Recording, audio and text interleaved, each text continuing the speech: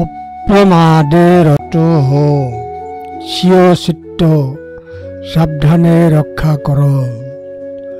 তৃষ্ণা পঙ্কে মগ্ন কুঞ্জের ন্যায় নিজেকে দুর্গতি হইতে উদ্ধার কর ধম্মপদ 327 মননশীলতায় আনন্দ নিন মনকে ভালোভাবে রক্ষা করুন কাদায় আটকে থাকা হাতি যেমন নিজেকে টেনে বের করে তেমনি নিজেকে নৈতিক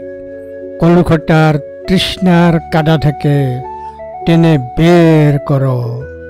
নিজেই নিজকে রক্ষা করো ধম্মপদ 327